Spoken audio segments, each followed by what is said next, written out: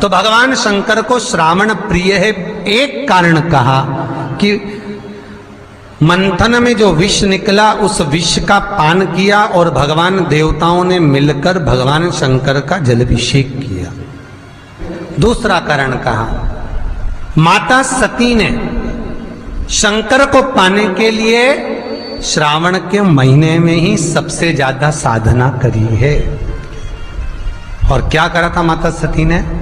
एक बालू का, मिट्टी का शिवलिंग बनाती थी, प्रतिदिन शिवलिंग का निर्माण करती थी और शिवलिंग का निर्माण कर कर उसकी पूजन कर कर अर्चना कर कर उसका विसर्जन करती थी सती माता।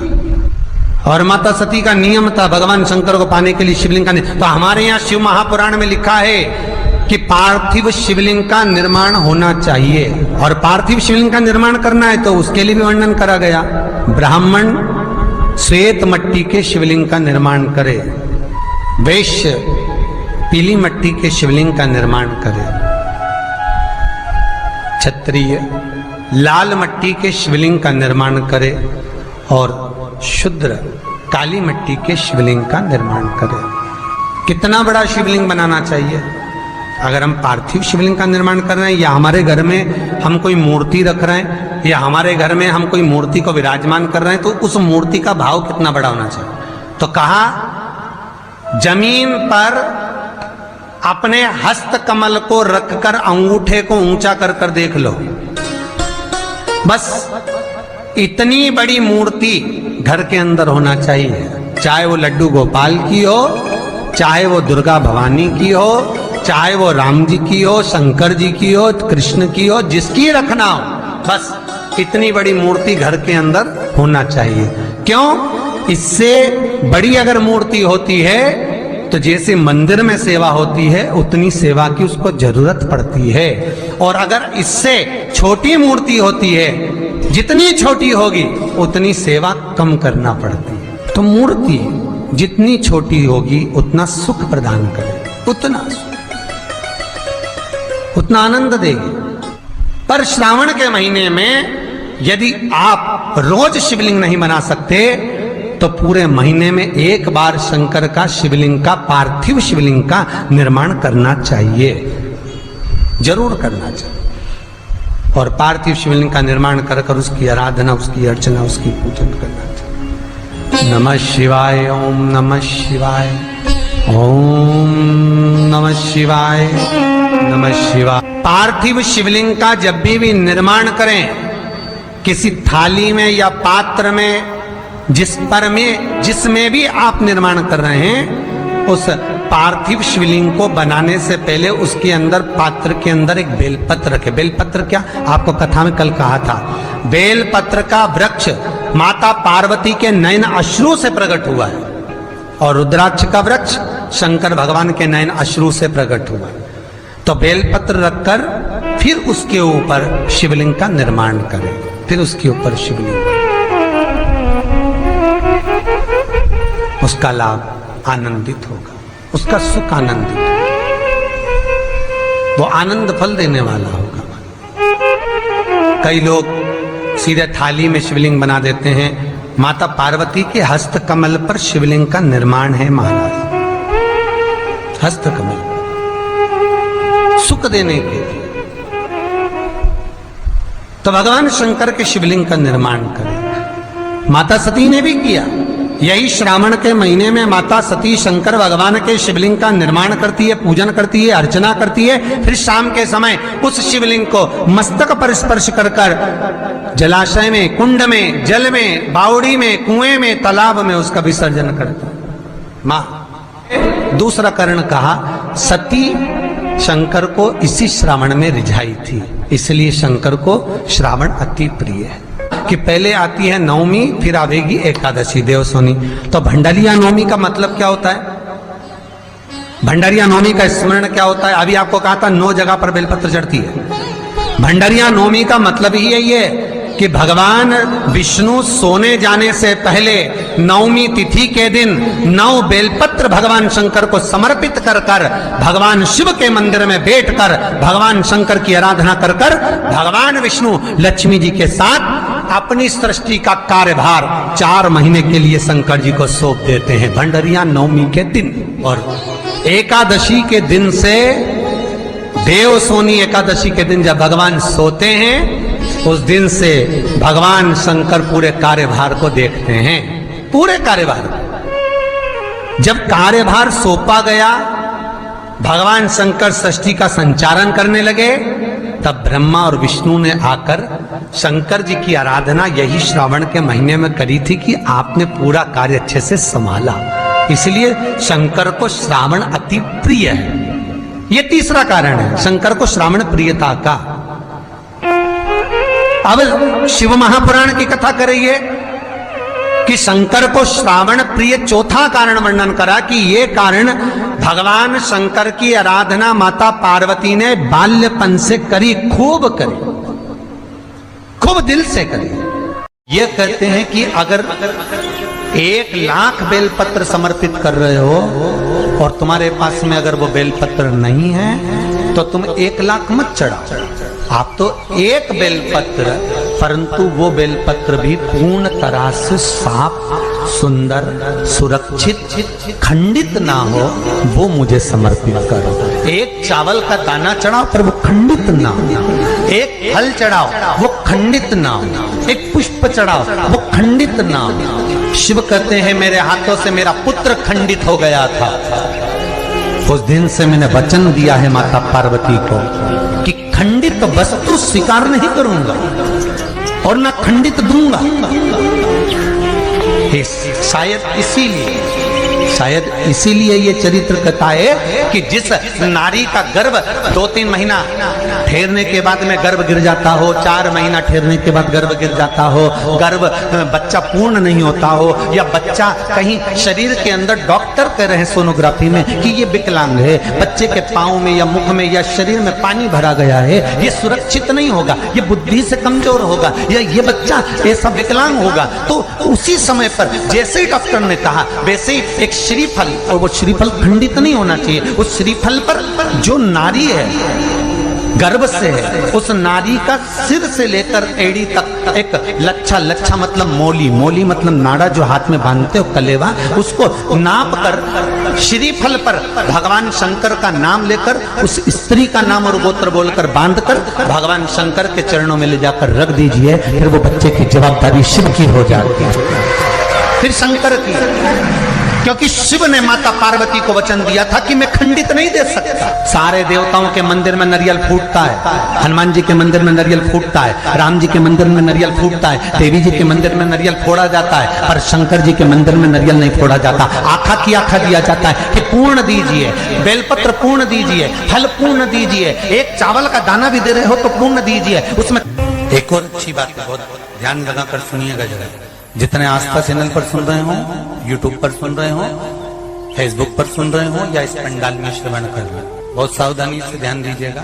कभी श्रावण महीने में अगर आप शंकर जी के मंदिर में जाएं और शिव मंदिर किसी वृक्ष के नीचे हो, बट वृक्ष के नीचे हो, चाहे पीपल के वृक्ष के नीचे हो, चाहे वो आंवले के वृक्ष के नीचे हो, चाहे वो बेलपत्री के वृक्ष के नीचे हो, चाहे वो शमी के वृक्ष के नीचे हो, चाहे जिस वृक्ष, कोई भी वृक्ष के नीचे अगर कोई शिवालय है, शंकर जी का कोई मंदिर या शंकर जी का कोई शिवलिंग रखा हुआ, तो एक दुर्वा किसी भी श्रावण महीने में तुम जब भी किसी शिवालय में जाएं, जिस वृक्ष के नीचे शिवलिंग हो, उस शिवलिंग पर ये शिवलिंग रखा हुआ है, ये जलाधारी है, जलाधारी पर जहां शिवलिंग रखा हुआ है वहां कटी भाग, कटी भाग माता पार्वती जी का हस्तकमल, उसके ऊपर रखा हुआ है शिवलिंग, सामने अशोक सुंदरी और भगवान शंकर के दोनों पुत्र गणेश कार्तिके, ऊपर से जल गिरता है जया, विषहारा, शामलीवारी, दौतली, देव, ये भगवान शंकर की 5 बेटियां। तो जो कटी भाग, इस कटी भाग पर अगर मात्र एक दुर्वा समर्पित कर कर जिसकी किडनी या लीवर डैमेज हो रहा हो, काम नहीं कर रहा हो, या किडनी लीवर में कोई तकलीफ हो रही हो, या डायलिसिस चल रहा हो, तो मात्र एक दुर्वा उस कटी भाग पर श्रावण महीने में समर्पित कर कर उस दुर्वा के 7 टुकड़े कर कर 7 दिन प्रतिदिन सुबह के समय पर उसको चबाकर खा लेने पर या निगल जाने पर धीरे धीरे धीरे धीरे डायलिसिस बंद होने लगता है और किडनी लीवर अपना काम करना प्रारंभ कर देते हैं। एक दुर्वा, कितनी दुर्वा? एक दुर्वा, मात्र एक दुर्वा। शंकर भगवान पर चढ़े हुए जल जब नीचे की ओर आता है, जिस जगह पर जल गिरता है उस जगह पर मात्र एक दुर्वा अपनी कामना कर कर इस शरीर के सुख के लिए शंकर भगवान के जल गिरने वाले स्थान के पास में अवधूतेश्वर महादेव के नाम से रख दी जाती है तो जिंदगी में कभी बड़ी बीमारी नहीं आती। उसी तरह इससे रोग को समाप्त करने के लिए दुर्वा का प्रयोग किया गया। आप लोगों ने पूर्व में जो शिव महापुराण की कथा कुबेरेश लोहा की धरा से करी थी वो आप लोगों को ध्यान में होगा। दुर्वा कैसे उत्पन्न हुई थी, दुर्वा का महत्व क्या है, कितनी दुर्वा चढ़ाना चाहिए, कैसी दुर्वा चढ़ाना चाहिए, दुर्वा की उत्पत्ति कहाँ से हुई है, दुर्वा तोड़ने के बाद पानी में डालने के बाद फिर हरी हो जाती है, इसका क्या कारण है, दुर्वा गणेश जी को क्यों चढ़ाई जाती है, शंकर जी को दुर्वा किस स्थान पर चढ़ाई जाती है, ये सारी कथा आपको पूर्व में इसी कुबेरेश्वर बाबा के पावन धरा से सुना चुके हैं जो टीवी पर डली हुई है। कभी आपने नहीं सुनी हो तो यूट्यूब पर से दुर्वा महापुराण की कथा आप निकाल कर उसको श्रवण कर सकते। उसमें वर्णन किया है कि इस दुर्वा का महत्व क्या है, दुर्वा का क्या। मात्र एक दुर्वा शिवलिंग पर चढ़े हुए जल जहां से नीचे की ओर गिरता है उस जगह पर मात्र अपने शरीर की कामना करते हुए भगवान से रोग मुक्ति के लिए एक दुर्वा अगर समर्पित कर दी जाए तो कोई बड़ी बीमारी जिंदगी में आ ही नहीं सकती, ग्रहण ही नहीं, मतलब ग्रसित नहीं कर सकती। श्रावण के महीने की श्रावण शिव महापुराण की कथा सुन रहे थे। एक बात दिल से बताना, जितनी सौभाग्यवती माताएं होती हैं ये संक्रांति पर भी 13 चीजें दान करती हैं, 14 चीजें दान करती हैं। बीच में कोई 16 सोमवार का उद्यापन करेंगी तो भी सुहाग की सामग्री देंगी, उद्यापन करेंगी तो भी सुहाग की सामग्री देंगी, कोई कार्य करेंगी तो भी सौभाग्य की सामग्री देंगी। सौभाग्य की सामग्री का दान क्यों किया जाए, सौभाग्य सूचक वस्तुओं का दान क्यों किया जाए, सौभाग्य की वस्तुएं क्यों प्रदान करी जाती है, क्यों दी जाती है, उसका कारण क्या है।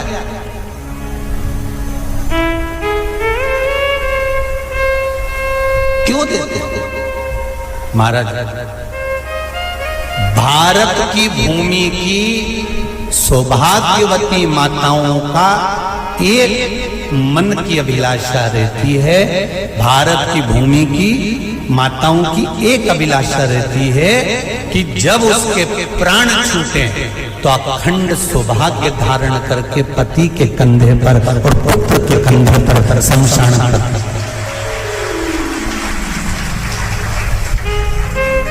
ये भारत की भूमि की माताओं की सोच, उनके मन का संकल्प, उनके मन का भाव।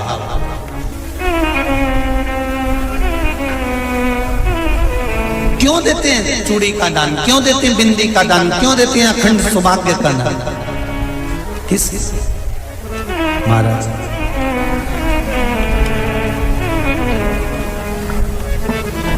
मेरे हाथों में भर भर के चूड़ी रहे, मेरे हाथों में भर भर के चूड़ी और मैया कोई कामना, मेरे मस्तक पे चमकती चूनर रहे, मेरे मस्तक पे चमकती चूनर रहे और मैया कोई कामना, मेरी मांगों में भर भर के सिंदूर रहे, मेरी मांगों में भर भर के सिंदूर रहे और मैया कोई कामना। नाई नहीं, मेरे पाँव में बिछुड़ी का जोड़ा रहे। एक बिछुड़ी नहीं, कितनी? 2, 3, 4, 5। एक एक पाँव में जोड़े से बिछुड़ी होना चाहिए, केवल एक नहीं, सिंगल नहीं। वो तो आजकल का फैशन हो गया महाराज, जो केवल एक बिछुड़ी धारण कर लो उसी में फैशन दिखे।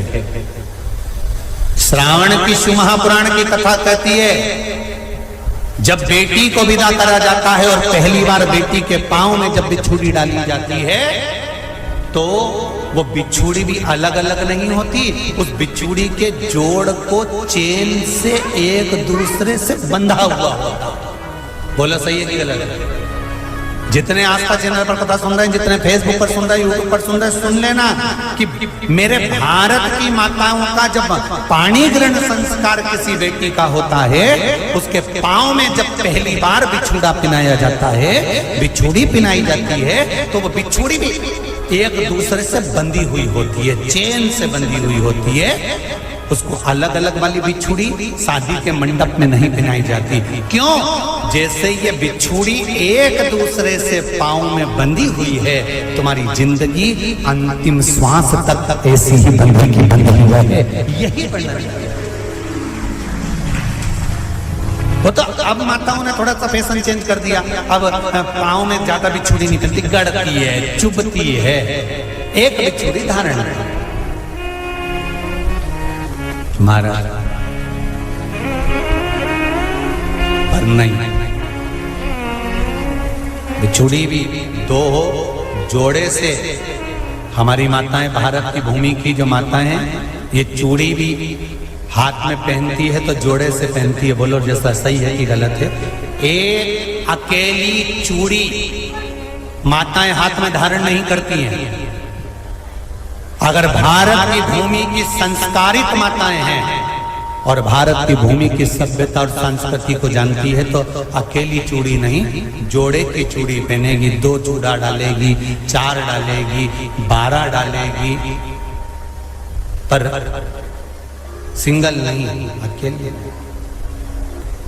श्रावण के महीने की शिव महापुराण की कथा, जिसका नाम है श्रावण शिव महापुराण की कथा, ये कहती है कि पार्वती जी ने और गंगा जी ने ये चतुर्मास में जितना सौभाग्य का दान दिया है, उनके बराबर दुनिया का कोई व्यक्ति इतना सौभाग्य का दान नहीं दे सकता, जो माता गंगा और पार्वती दोनों दान दे रहे हैं।